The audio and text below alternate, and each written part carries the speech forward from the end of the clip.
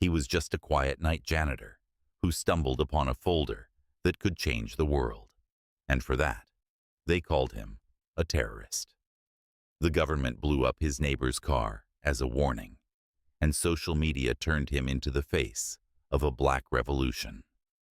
Now, hunted by agents and betrayed by those he trusted, he's running out of time to decide if the truth is worth losing everything. What happens next will shock even the most hardened.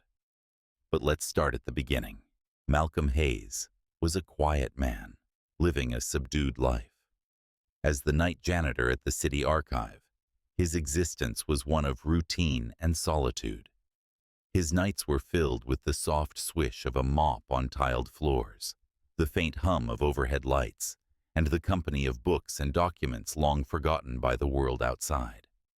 The librarian, Mrs. Kane, would occasionally stay late, exchanging polite words with him about weather or history, but even those moments were rare.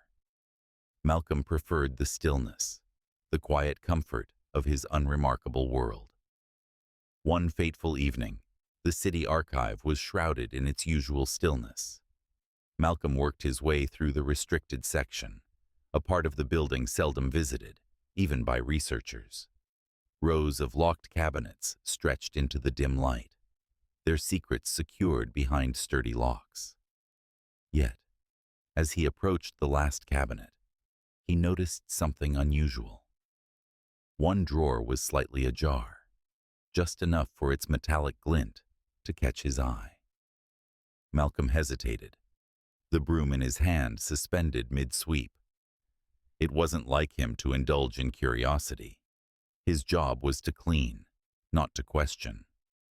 But tonight, something about that cabinet called to him. Tentatively, he set the broom aside and approached the drawer. With a careful glance around the room, as though expecting someone to materialize out of the shadows, he pulled it open further. Inside was a sleek, leather-bound folder. Its deep mahogany cover bore the unmistakable embossing of a presidential seal, and stamped across the front, in bold gold letters, were the words, Project Renaissance. Malcolm's brow furrowed. He'd heard of classified documents before, sealed court records, government contracts, but never anything like this. His heart began to pound as he slid the folder out and opened it. The pages within were densely packed with text and diagrams. His eyes scanned the first few lines, and then he froze. The words spelled out an intricate plan, one that seemed both audacious and revolutionary. This wasn't just a political document. It was a manifesto. It outlined the vision of an unannounced black presidential candidate, someone who intended not only to win the presidency, but to dismantle systemic racism at every level. Economic restructuring, global alliances, grassroots movements. It was a sweeping blueprint for change, on a scale Malcolm could barely comprehend. His hands began to tremble as he flipped further. Detailed economic shifts aimed at empowering historically marginalized communities, international coalitions to confront colonial legacies, even plans for reforming institutions like the police and judiciary. The scope of the vision was breathtaking, yet a question gnawed at him. Why was this hidden?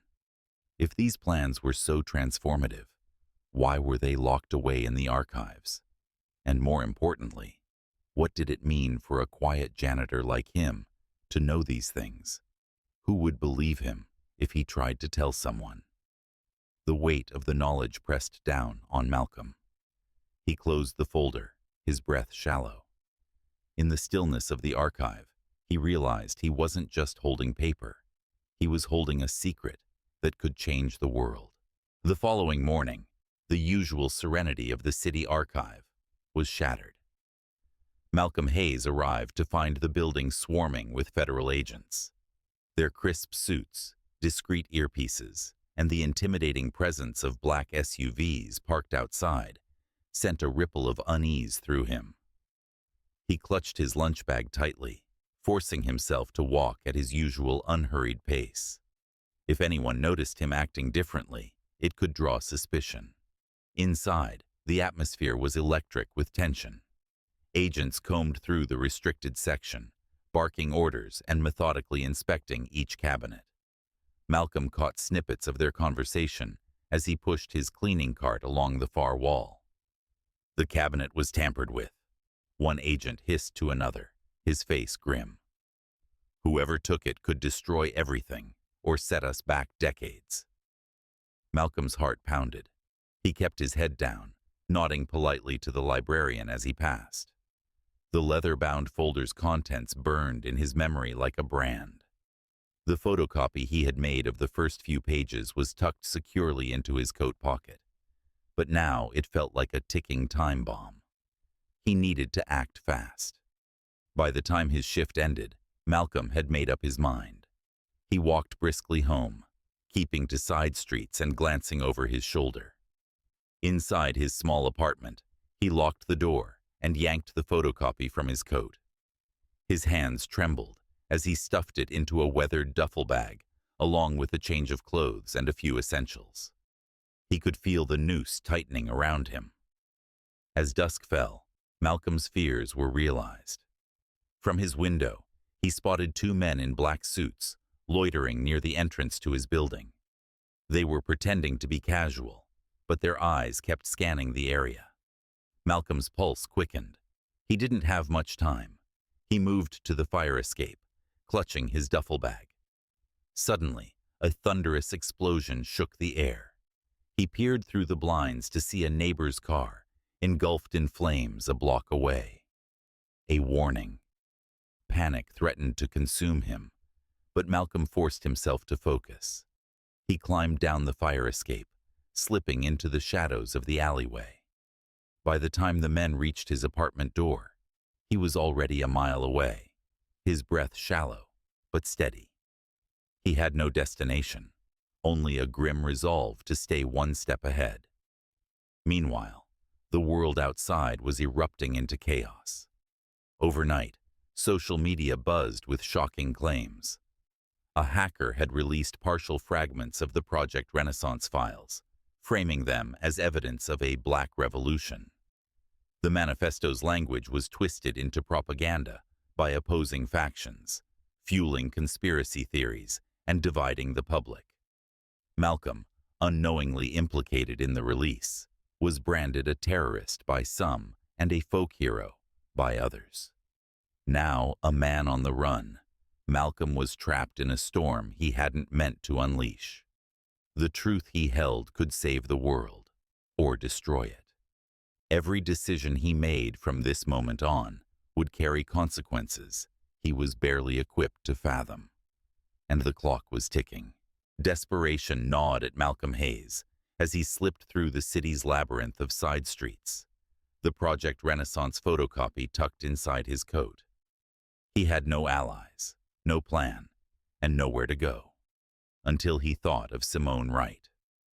A journalist known for her fearless exposés on systemic injustice, Simone had once spoken passionately at a community rights rally Malcolm had attended. Her words about fighting for truth had struck a chord with him, and he'd never forgotten her. Finding Simone wasn't easy. She had made a career of staying one step ahead of those who wanted her silenced. But after several tense hours of circling familiar haunts and using payphones to leave cryptic messages, Malcolm finally arranged to meet her in a dimly lit diner on the city's outskirts. When he slid the photocopy across the cracked vinyl table, Simone's face turned pale as she skimmed the pages. "Malcolm," she whispered, her voice trembling, "this isn't just a political plan. It's a war cry. If this leaks wrong, it could set our communities back decades. They'll use this to justify every form of oppression we've fought against." Her words sank deep, but Malcolm could see a glimmer of determination in her eyes. "We can't let this stay buried," she said, her voice firming. "But we have to do this carefully. Let me help you." Reluctantly, Malcolm agreed, moving into Simone's safe house, a cramped, windowless apartment in a forgotten part of town.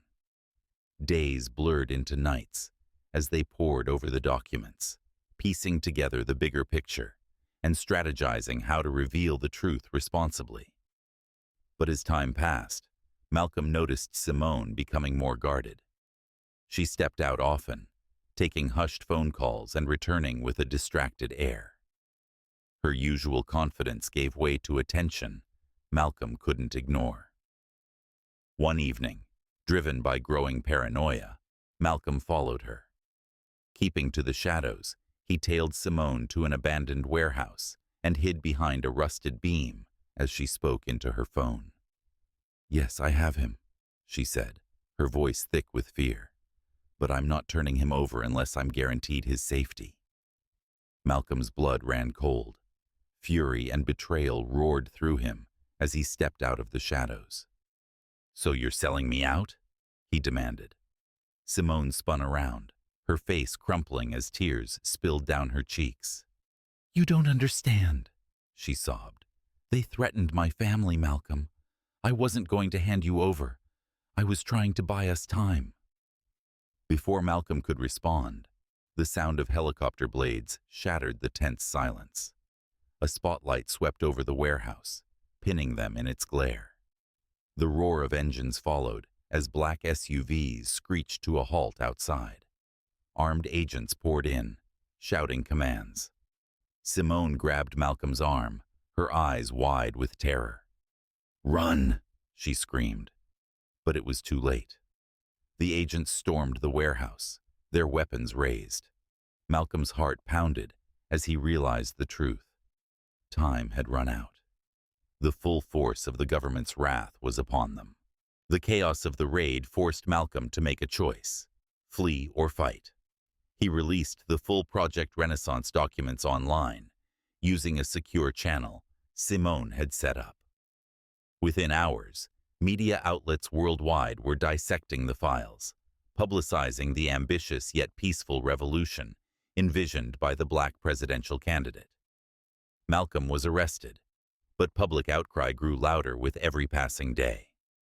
Protesters flooded the streets demanding his release and backing the ideals of Project Renaissance. The candidate, forced to step into the spotlight early, embraced the moment, rallying global support. From his prison cell, Malcolm watched as the world debated, fractured, and then began to unite. He became a reluctant symbol of the movement. Years later, when the candidate was elected as the first black president, Malcolm was granted a pardon and stood on the steps of the Capitol as the inaugural guest of honor. The man who unknowingly opened the cabinet became the key to a brighter, albeit turbulent, chapter in history.